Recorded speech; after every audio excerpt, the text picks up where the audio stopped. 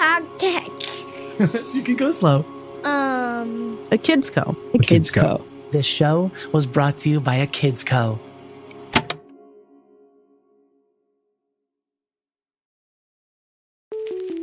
Hi, I'm Jen, and I'm head of books at a Kids Co.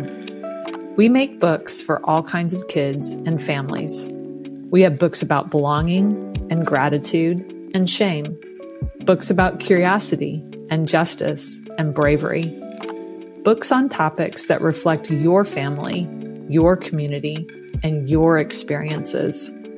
We have books written by artists and teachers and coaches, books by musicians and immigrants and kids, books by people who know that sharing our stories can help us grow stronger and grow together. Check out these books and more by visiting akidsco.com. We have a special discount for podcast listeners. Use the code BETTERGROWNUPS at checkout to save 25% off your entire purchase. That's akidsco.com and use the code BETTERGROWNUPS. Thanks. Hey, welcome to Better Grownups. I'm Jelani Memory, founder of A Kids Co, and this is a parenting podcast all about how to be a better grownup. This week I'm chatting with Joy Cho, creative director, designer, author, Thai American, and mother. Joy is the founder of OJOY and has collaborated with brands like Target, Band-Aid, Petco, and so many more. She's actually done over 40 licensing partnerships to date, creating colorful and incredibly designed products. Joy also happens to hold the record for the most followers of any influencer on Pinterest at 15 million plus. Here's the thing about Joy though. Just like me, she's an introvert. She doesn't quite recharge with a bunch of people around her, but rather in those quiet moments by herself. The child of immigrants, we get into how she's learned to keep the good things she got from her parents while evolving to fit with her family today. We talk about how the key to parenting might just be flexibility. Flexibility with how you think things are going to go and how they actually go. Flexibility with different stages of your kids' lives, and flexibility to balance work, home, life, and everything else. Joy has this parenting thing kind of figured out, and I'm so excited to share this conversation with you. It's just that good. Okay, Joy Cho, let's get into it. Joy, welcome to the show. Thank you. Thank you for having me. I was so excited about getting the chance to chat with you because you do so much. And as a fellow do so much type person, you know, like navigating that, like the kid drop-offs, the work projects, the empire building, the spouse stuff, the kid pickups, like all those things, they end up intermingling. And I know part of why I chose to be an entrepreneur was everything's personal to me, work's personal and home's personal. And somewhere in here is a question, I promise. I'm curious for you, how you've chosen to weave together your work life and your home life and or parent life from a schedule perspective, from a time management perspective, from an emotional investment perspective. Like what does an average day look like for you? Oh, it's so crazy. I think that as a person who has your own company, it sounds like that could be the most flexible thing ever. And in some ways it is. And I've gone in so many phases. This month, my business, OJOY, turned 17 years old. And so I've gone from having a business with no children to then having children, and then adding another, and then also just ebbs and flows of businesses growing and expanding and ebbing and flowing and having a studio in the house and having a studio outside the house. So I've literally done every version I think I could imagine, at least up until today, of it. And so I've learned a lot in terms of what makes sense for me, because I don't think I always did it right. From the very beginning, I knew that I wanted to take advantage of the flexibility that comes with being a business owner. And if you're not seeing me and you're hearing me, I'm doing flexibility in air quotes because it's sort of a facade in some ways. Yes, you have flexibility in the sense that you could dictate your hours. You could dictate having summer Fridays. You could dictate working half days. But also, as you know, when you have your own business, you also could be working all night while your kids are in bed. You could be working on the weekends. You can be working all hours because there's no 9 to 5. It doesn't just stop there. So I have found over the years that it has been about establishing my family's schedule first and what that needs to be. Is it that I am making it a point to be at drop off and pick up? Is it that I can only do one and my husband does another? Is it that neither of us can do either and we have to rely on childcare? What is that combination? And for us, it's definitely been lots of variations over the years. And then from there, I then carve out my workday in between what I need to be available for in terms of my family. So it's always been sort of a very set schedule in terms of my workday. It's changed. Sometimes it was in an 8:30 to 4:30 thing. Like right now, for example, it's about 8:30 to about 3 because I am making myself available for all the drop-offs and the pickups. And if I get the bonus of someone else doing it, great. And then I allow myself a little bit of time in the afternoons when they're home doing homework to do sort of a final check-in. I had a world in which for many years from 7 p.m. to midnight while my kids are in bed, I would go back to work, but I don't do that anymore because I'm in a different phase of life and I couldn't do it. And it was bad for not only my physical health, but my mental health.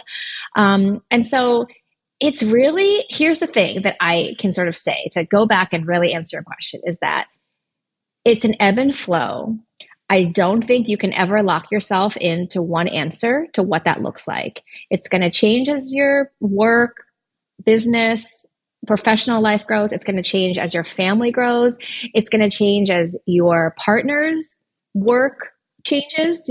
Things are always changing. We don't have the same job forever. And also knowing that it's okay, because I think that I'm such a type A person that in some cases, especially early on in parenthood, I thought that everything had to be one way. I thought that this is how it was supposed to be. And once we kind of decided that, here it is.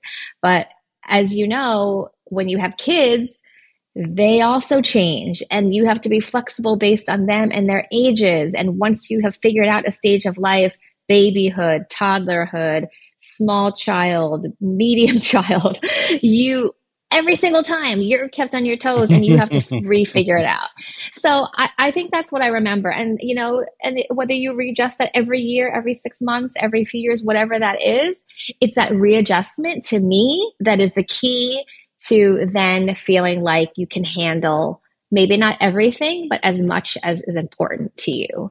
And really, it's always about priorities. What are your first, few priorities? Make that like your main thing on your calendar, on your schedule, and then you layer in your secondary, your tertiary, and all of that around it. Wow, I'm getting like a masterclass in how to organize my own life. So thank you.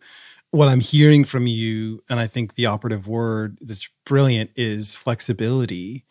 And being a parent, it's almost like sometimes we don't want to be flexible because we feel like we're going to get like one taken over on us from our kids, right? It's like if we give them the donut now, we'll always be giving them the donut. So we must say no. How do you navigate that flexibility with your kids? What do you find they respond to the best? More rigid, more flexible, from a flexible on work, flexible at home, flexible schedule wise? Like what have you found they've actually responded to as they've grown up? Well, obviously when you come into parenting, you and your partner, if you have a partner, come at it from your own childhood. And it's either what you got out of your childhood that you loved, or it's stuff from your childhood that you're like, oh, I would change that going forward, right? So we're already coming in with information. My husband and I both happen to be first generation Asian American with immigrant parents from different parts of Asia. So we have come to it with a certain mentality of like, okay, we know what parts of how we were raised made us who we are, but we also know there are parts that were maybe a little bit rigid, or an expectation that was, that was a lot in some senses, that we want to try to edit a little bit with the way we raise our kids. I do think that we are on the more strict and structured side compared to the full spectrum of parenting. I think it's partially the way that we were raised and the things that we think that did really work for us as we were growing up. But we also, for example, our parents worked all the time. They were never home because they were working. And we both have full-time jobs, but we are available much more, like in a sense that to the average American parent now would seem normal, but to our parents back then feels like we're very available. And so, there are some of those things that are very intentional that we have carved out into our day and our jobs and our schedules and what we say yes and no to. And then in terms of flexibility with the kids, I mean, as I said, we are probably on the more disciplined and structured side compared to the full spectrum of parents out there. But we find that works for our family. Also, I personally have anxiety. And so for somebody with anxiety, having structure, being organized really helps with that. I don't do well with haphazardness. And so to hone in on my own anxiety, it allows me to be more structured, allows me to be more calm for my children, if that makes sense. It's sort of setting how our day, our life, our general family structure allows for a certain calmness that I wouldn't be able to bring if things were so haphazard. So because of that, I think our kids are very used to routine and structure. It doesn't mean that we don't go off that for a minute, but there are certain times we know we need to leave the house to get to, school on time. There are times that we have bedtime. Is there a little wiggle room in there? Sure, but we're not the parents where we let them go another 30 minutes, another 60 minutes, et cetera, on a school night. But do they get treats all the time if they've had a great day, if they've been well behaved? Yes, I'm all, there are some things I'm very rigid on, and there are some things I'm like very open about. I'm all about dessert. You can have dessert every single day if you're a good kid and you've been nice to people and all that stuff. I don't mind that. Whereas, there are some parents where like, you never get dessert except your birthday. And so everything is, and I think that's the thing, is that I learned very early on that you think there has to be one way. And for you, there can be a way. But there's so many versions of parenting out there that it really is what makes sense for you and your family. And more importantly, that if you are parenting with a partner, that to me is the biggest thing to work on, because that doesn't come naturally and come easily. Two people that love each other don't necessarily have the same views on how to raise children 100%. And that's always a work in progress, I find. So to me, that's like the biggest part that is consistently how, we have to work at not only managing everything, but also parenting and also like how our life goes as a family. We know you value what you put in front of your kids, especially when it comes to screens and podcasts. That's why we're excited to share a new podcast from our friends at Sleepiest, creating bedtime stories to help your kids fall asleep fast. Hello, Abby here. If you've got children and find bedtime's a struggle, I'd like to tell you about Coco Sleep, a children's story podcast designed to make bedtime a dream. Coco Sleep turns a chaotic bedtime into cozy bonding time. The stories are delivered in a pace that gently slows. Rumour has it that no one's ever heard an ending. So search Coco Sleep on your favourite podcast app and let's make bedtime a dream. That's KOKO Sleep, and I'll see you there. Hi, I'm Jonah. My dad makes podcasts at a Kids Co. Looking for an ad-free podcast experience? Find our shows on Apple Podcasts and then click on subscription. You get ad-free listening, access to episodes before anyone else, and you can listen to exclusive bonus episodes and podcasts like our A Kid's Mindful Moment, a collection of meditations made for kids at home or in school. Plus, your first 3 days of listening are absolutely free. Just visit any of our A Kids Podcast About shows on Apple Podcasts and click the Try Free Subscription button. Happy listening!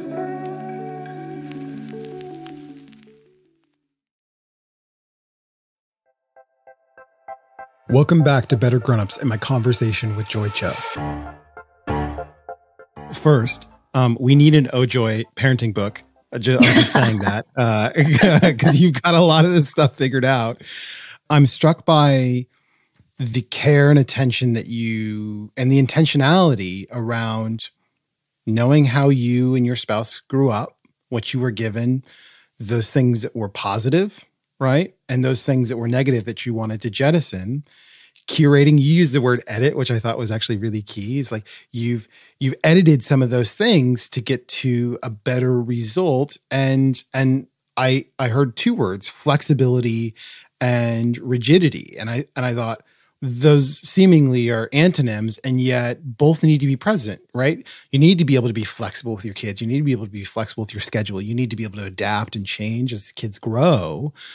But there's also that rigidity and having rules in the house, having even the self-care aspect of you managing your own anxiety by having more structure. I think your kids are really lucky, honestly, just to have you.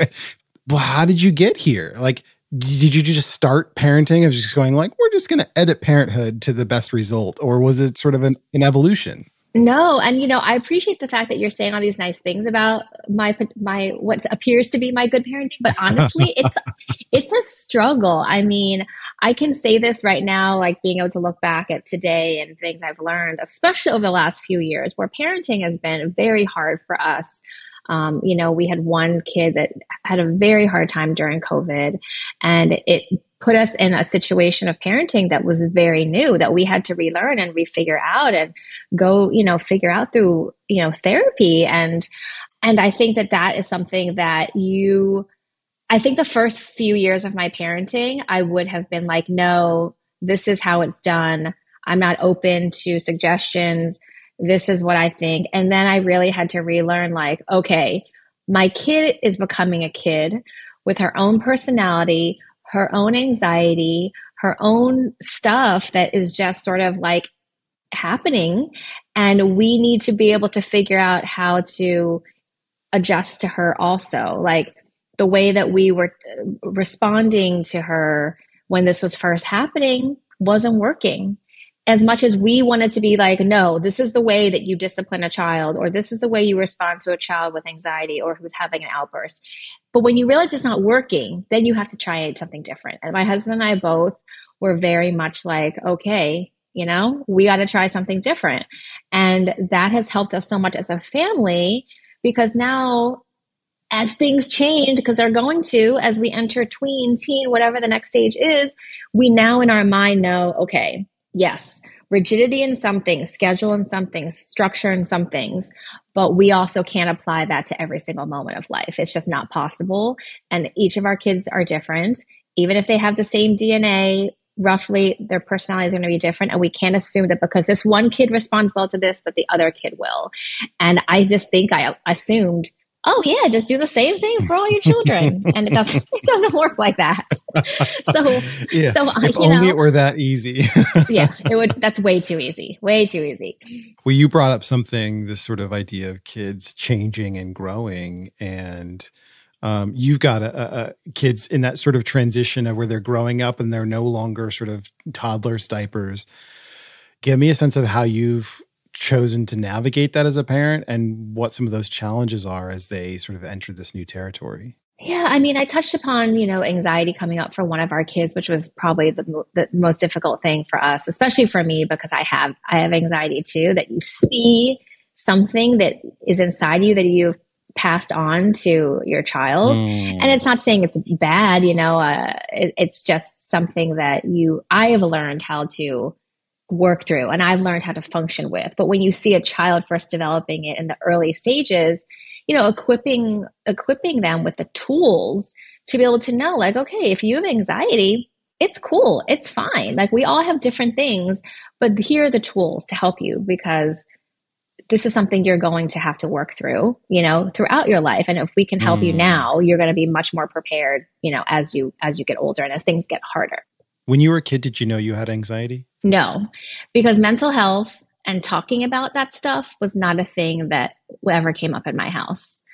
Looking back, the things that I did, getting stomach aches before tests, getting not being able to sleep in response to schoolwork or worrying about a test or whatever, I now know was anxiety, but I had no idea back then.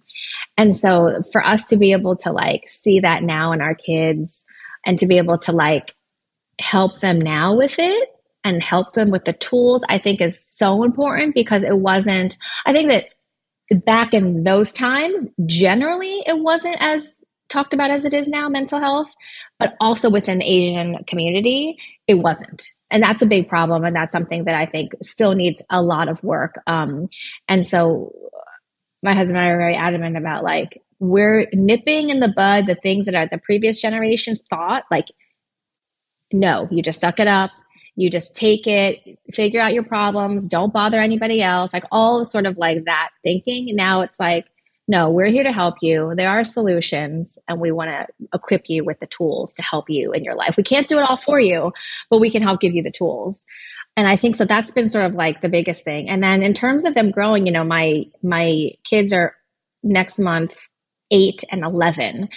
And so it's been interesting because I also have 2 girls, raising kids who are now aware and growing up in this time of social justice and the world at large having so many things going on that are talked about. You know, it's not just on the news anymore. It's like they overhear me and my husband talking about things. They overhear me and friends talking about things.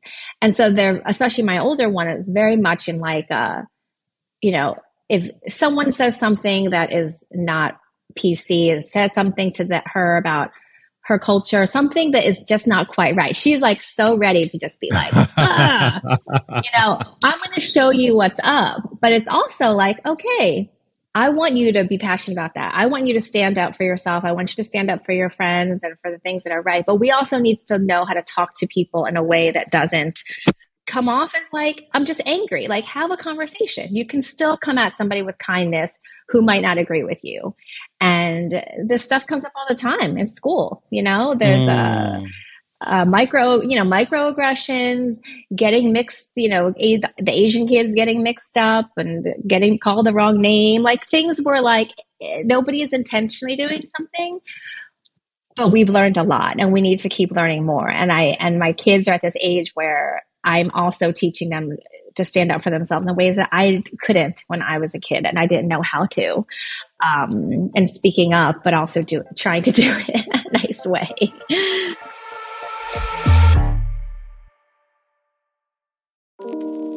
Hey kids, my name's Matthew, and I'm the host of A Kid's Book About, the podcast. What's a podcast? Great question. A podcast is a show that you listen to, usually on a smartphone or really any device that connects to the internet. And at A Kid's Book About, we talk about the big things going on in your world. Every week we chat with authors from the A Kid's Book About series. A kid's book about what? Well, everything. Racism, death, immigration, body image. What about anxiety? Absolutely. Anything that's important to you is worth talking about. These are the things that are shaping your world, and our guests are people who've been there too. Tune in each week to A Kid's Book About, the podcast, available on Apple Podcast, Spotify, Stitcher, and wherever podcasts are found.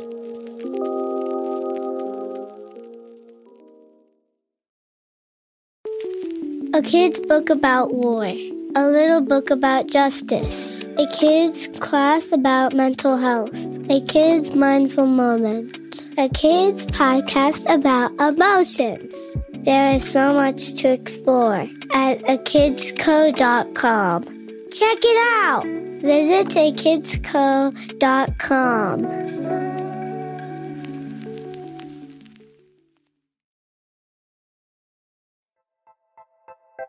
We're back. You're listening to Better Grownups and my conversation with Joy Cho. Well, I want to transition a little bit. A Kids Co. I'm the founder there. We have a whole publishing operation, which is the thing we're most known for, making books on, you know, topics about grief, cancer, death, loneliness, love, etc. All for kids. And you're one of our authors for a kid's book about confidence. And I wanted to dig a little bit into, irony is not the right word because you seem so integrated. But as a fellow introvert, I'm pretty good at recognizing other introverts. And you strike me as an introvert, dare I say a shy person. And definitely through the process of making the book with you is like, yeah, there's this story in it about you sort of finding your voice and that finding your confidence, right? You now run basically like a design empire. Like you've worked with like every big brand in the world. You have 400 plus thousand Instagram followers. You are the most followed person on Pinterest. You are a straight up influencer. How do you not crumble under the absolute weight of being out there so much? Like I realize like I try and shrink into this little box where I like let the company go out forward and I just like try and hide behind the company in so many ways. But if you follow you on it, it's you're showing these cool outfits, you're designing these cool things, and yet it feels totally authentic. It feels totally you. And I know, look, this is like a parenting podcast and we're like way off script here, but I'm fascinated by you and what clearly seems like a fully integrated self that is fully mom, fully entrepreneur, fully influencer, and you're never changing that person for those you're never becoming a totally different person. How? I just like, what's the magic ingredient here? What did you find? What did you discover? Somehow all those ingredients fit together to make you, I think, this really remarkable, unique person. That was like such an interesting look at an outside view of what, it's cool to hear the perception and how it does or doesn't, what's real and what's not and all that stuff. But you're the first person to know that I'm an introvert without asking me, because most people think that I'm an extrovert because I am like the face of my brand. And if you meet me out in real life and we are talking, I'm not going to hide in a corner. I'm going to talk to you. I'm going to have a conversation. I'm going to be social, but I don't thrive off of like that type of interaction. Like I can do it and I will be fine. But I think, and I don't think I ever thought about this until you said it. I think that, I've grown in confidence a ton, hence why I wrote that book, but I was able to scoop enough of my shyness out during my phase of, tween to teen to adulthood that I can do the things that I need to do. Like I can talk in front of people. I can give keynote speeches to hundreds or thousands of people. I can present a pitch. I can do all those things. Because to me, those are separate from introvertedness, right? I can be outward and I can be like that person, because it's part of me and because it's about things I believe in and that I love and I'm passionate about and all that stuff. But as soon as I'm done that stuff, I need to go home and be quiet and like not talk to anybody and that's introvert, right? Like you need to recoup a little bit more than some people do. So I started my business in 2005 for context. This is the early days of social media, pre-Instagram. I was, started a blog in 2005 before people knew what blogs were. I think that I was actually able to not hide behind is not the right word, but I was able to be sort of myself because of social media, because it's not like my networking was all virtual. My networking was through posting things on social media, sharing who I am through that, responding to people, being social with people virtually, however that is.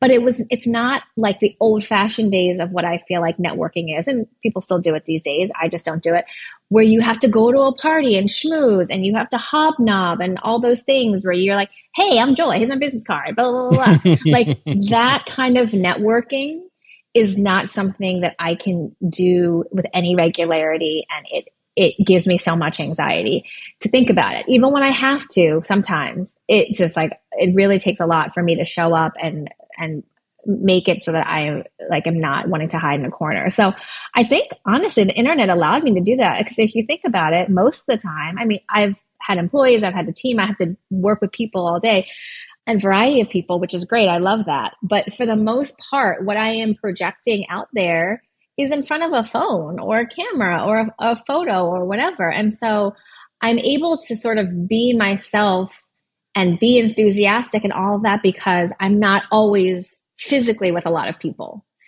And when I am physically with a lot of people, I've done book signings, I've done events pre-COVID when we were able to do all that stuff all the time.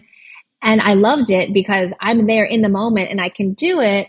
but it's not something I could have done every single day, or it's not something that I could have, had be like a huge part of my work life. So it's probably that, honestly, because I think I'm also able to it's not like a turn on, turn off, because it all is me, different versions of me. But I also now at this point, again, for my mental health, know that if I need to do something very social and very public, not public, but social, I should say, that I'm then giving myself recoup time, because otherwise I will burn out. I have a certain limit of how long I can be talking and be present and all of that before my brain just sort of shuts off. Now that makes so much sense. And I guess out of that, I have a question for parents of introvert kids who maybe aren't introverts themselves. Maybe they are, I don't know. Go back to little Joy, little 11-year-old Joy. What do you wish you were given? 11-year-old introvert, anxious Joy that you can offer to parents that they can give to their kids today?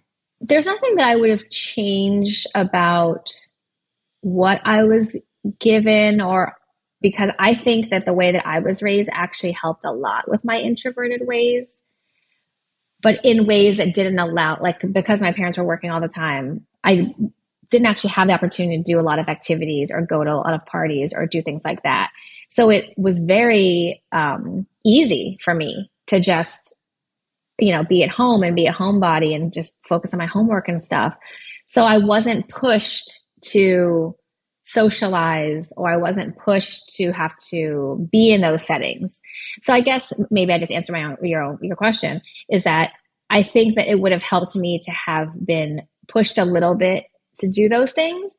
But I also think that I figured it out, I maybe not at 11, but I figured it out later in life. And so I don't really regret any of that. But knowing what I know now from my own kids and the life that we have, which is much different than the life that I grew up having, I think it's a mix. I think it's a mix because I think that while kids will always have preferences for things, for example, my younger one, when school kind of came back and birthday parties came back post-pandemic, and we were now being invited to how many birthday parties a year from classmates, we gave her a choice at first to say, hey, do you want to go to this birthday party? And she would make the decision maybe based on if she even was friends with that kid, you have people in your class or your grade, but sometimes you don't even talk to them, right? So I respected that. Also, it was one less thing for me to have to drive to on a weekend. So if she was saying no, I was fine with it. But then by the end of last school year, we realized that she had not gone to any birthday party she was invited to. And finally, the last one or two, we were my husband and I talked about it separately. And then we decided to make her go. And she didn't want to go. And then she went and she had fun. And she was like, oh, I guess birthday parties aren't so bad. And I was like, most kids love going to birthday parties. They want to see their friends outside of school. They just run free. There's some activity. There's a ton of cake and a ton of food. Why wouldn't you, And for me, I think that I was okay letting her say no, because if she goes to a birthday party, I have to socialize with more parents. I have to potentially socialize with parents that I don't know, that I'm not already friends with, which is my comfort zone is if I'm already friends with you. But then I have to make small talk and talk about all the things. And so I was hiding behind her. My introvertedness was hiding behind her introvertedness. So it was sort of a push for both of us to say, hey, try it out. And that's the thing, is I think that, it's the same thing that goes with sports. If your kid wants to quit a sport, I heard a great tip from another parent I follow on social media. And she said, if my kid wants to quit a sport, they have to tell their coach that they're quitting. Or they want to quit piano, they have to tell their piano teacher that they're quitting. And that brings another layer into it, because it really makes the kid think, oh, shoot, I can't just hide behind my parents and have my parents tell them and then I just never show up again. It makes them accountable. It makes them have a conversation. The teacher's going to have some sort of reaction and just check in with them. And it's an interesting thing. So I do think that there's a mix of, maybe flexibility is like the theme of this conversation today, but there's a mix of like having your kids have opinions and know what they feel comfortable with. But also if you're seeing that it's not allowing them to grow, that there does need to be a little bit of nudge. And it does not have to be throwing somebody in the water in the deep end that doesn't know how to swim. It's like, oh, let's sit at the shallow end and dip our feet in. It's like, what is that version for whatever it is that your child is apprehensive about or avoiding? Because here's the thing is that in life, you can't just be this one way all the time. I can be introverted and I could not want to be social and not want to mingle at a party, but that's not real life. I'm going to have to do it sometimes. And so to be able to, I need to still make it so that I know how to do that when I have to do that. So it's like helping your kid, even if they don't feel comfortable in something or it's not naturally them, still equipping them enough to be able to do those things when they need to do those things. Well, Joy Cho, founder, creative director, author, badass, and now parenting expert. Thank you so much for this conversation. Thank you for having me.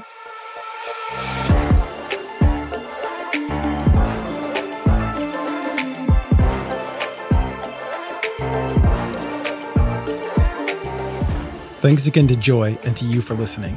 You can find Joy at Joy Cho on Instagram and keep up with me at Jelani Memory on Twitter. I really would love to hear what you think of the show, questions you want answered, and guests you'd like to hear from. Just email us at listen@akidsco.com. Better Grownups is written and hosted by me, Jelani Memory.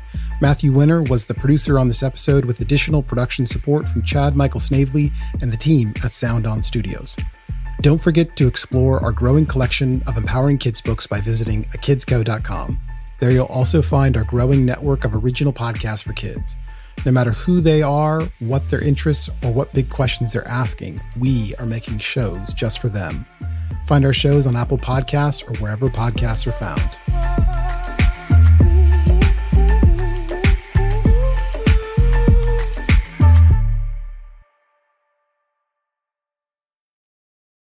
Friend of the show, Linz Amer, is back with a new season of Rainbow Parenting. If you enjoyed Linz's interview on Better Grownups, or if you're looking for an engaging podcast all about queer and gender-affirming parenting, we highly recommend you check it out. Hi friends, welcome to Rainbow Parenting, a brand new queer and gender-affirming parenting podcast. But this show isn't just for parents. It's also for educators, caregivers, librarians, really anyone who knows, loves, and works with kids. I'm your host, Linz Amer. I'm the creator of Queer Kid Stuff, and I make queer and trans media for kids and families all over the internet. Most of the stuff I make is for kids, but this time I'm talking to you, the grown-ups. Queer Kid Stuff is the kind of show I wish I had when I was a confused little queer and trans kid who didn't have the language to express who I am. But this show is all about what I wish my parents and teachers and caregivers knew when they were raising me so they could have helped me along the way. Rainbow Parenting gives you the tools and strategies and know-how you need to raise kids in a queer and gender-affirming way, even if you don't know how. Me and a whole bunch of my friends and experts in the field are going to help you navigate LGBTQ+ and social justice topics with the kids in your lives. We're on a mission to spread queer joy and raise a new generation of supported and affirmed queer, trans, and non-binary kids and their allies. Our first episode drops on May 30th, and we'll upload new episodes every Monday through early August. That's all we've got for now. Talk soon!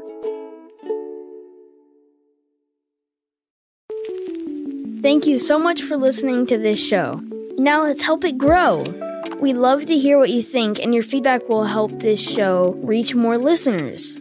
Rate and review this show on Apple Podcasts or wherever you listen to podcasts.